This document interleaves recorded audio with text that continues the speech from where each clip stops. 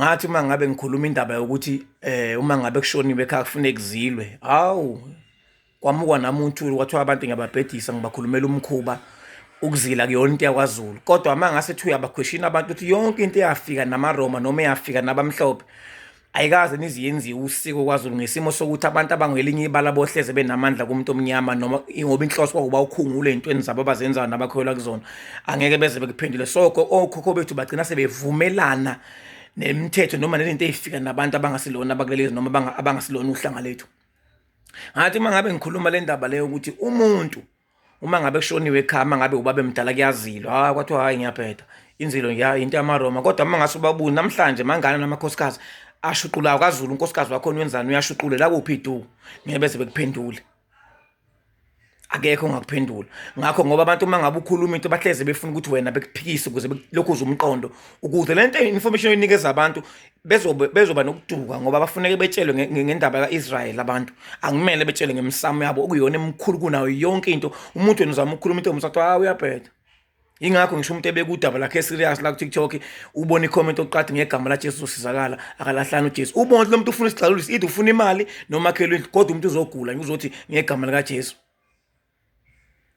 So ngisekutheni-ke into efuneke niyazi, into efuneke niyiqonde. Ngathi uma ngabe ngikhuluma indaba yokuzila kwabona ukuthi mina ngiyagula, kodwa namhlanje namanje sisakhuluma nemizi othola ukuthi umuntu uJesuswele ukuthi umyeni wakhe akamzilelanga, kwaba icala ukuthi indoda yakhe ungayizileli elibomvu iganile. Ngoba kaZulu umuntu ufaka inzilo, ngisho ehamba lapha ngaphesheya ukwazi ukummemeza kuyacaca ukuthi awu leya nkosikazi ifake iy'nevi noma ifake ezimnyama izilile kuphela unyaka izilile inkosikazi, kuyabona ukuthi izilile umyeni wayo. Abantu abangazilanga namhlanje basakhontatha kumina bakhalisa ukuthi kuthiwa amadoda abathi ngale kwelamathonga bona abazilanga athethiswa amacala ngabo ukuthi la bantu bangabafazi noma bayini ngoba kwaphuma iy'nkomo zavuma ukuthi zimbone equalify ukuba umfazi like hhayi ngezinqa hhayi ngezitho. Ngathi uma ngiyikhuluma le kodwa namhlanje kunabantu okumele before kwenziwe umsebenzi yabayeni babo beqale bezile iviki elilodwa, kodwa bathi abantu uma ngikhuluma indaba yokuzila ukuthi awukwazi ushayela umyeni wakho ungazili kwathi ukuzila kukho osikweni. Mina ngibhedisa isizwe kodwa ubaba mkhulu kwathi uma ngabe kukhona lento yokuzila bavuma bona ukuthi yingakho ngisho ilobolo namhlanje ngingalibeki u4 ngingalibeki u5 ngoba imbudana ukuthi ngizothi ilobolo lu4 noma lu5 ngoba kuzosiza umphumuzi luphi u20 ungaphuma ngenkomo ezu5 ngilibeka lo 11 okuyiwona washo somtsewu ngoba wathi somtsewu uma ngabe usho bangawuphikisa ubaba mkhulu bona ubaba mkhulu bawuvuma ukuthi awube u11 lezi inkomo. Uma ngabe ngizokwenza ivideo ngithi inkomo zokulobola zo4 umuphi umuzi uzoyisiza lonto uzolelela ngani umuzi ngoba lezi inkomo ngabe lobola zonke ziyadayisa lezi inkomo igcine iphindele emva futhi inkomo esalayo inkomo kababa nekamama kuphela. Mhlawumbe umuntu ongaze kulotshole kube yibona into engisho akusangana noma khulunywa ngelobolo igama ukuthi ubaba wentombi uyadla ngenkomo igama zonke lezi inkomo iphinde ibuyele back emuva kube nenkomo eyidayiswa ezo3 ezokuthenga ezokuthenga ifinish. Hayi ifinish ayikho osikweni lakaZulu kodwa nali ilobolo lenkomo ikhona zikhona ezibizwa ngefinish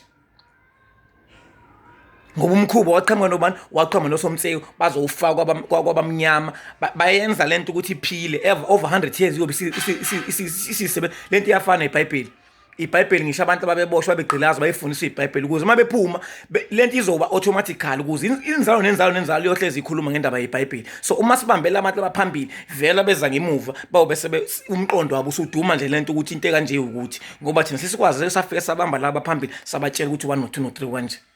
Ngayikhuluma le yenzilo namhlanje kodwa kunabantu basagaxela ukuthi abazilelanga amadoda abo kwabona ngathi mina ngiyaphetha kuba vele umoto into eyenziwa kaZulu ephinde uyawusiko iyafika nabamhlophe vese ngisho ibhokisi ngathi mangabe ngikhuluma ukuthi lokhu uthende lo sini ibhokisi lingekho kwabona ngathi mina ngiyakholwa wathi kwaZulu lingekho ibhokisi kodwa ama-trunk mngasuthi uyabheka ngisho abazali bami babengali babebekhona kukhona ama-trunk ngisho isidalwa esasimele sivuke kumina siphile kuzala umama abelethe mina kube khona mina sasingakazi noma soke esikhunjulweni ukuze ngikwazi ukuba khona mina ngiphile ngoba umuntu urepresent umuntu wakwaba khona emndenini kuqala noma ngabe uthi ubani noma kuthiwa kina unalo awuyikho indaba osi kodwa urepresent umuntu wayekhona eqaleni wayiphila endulo.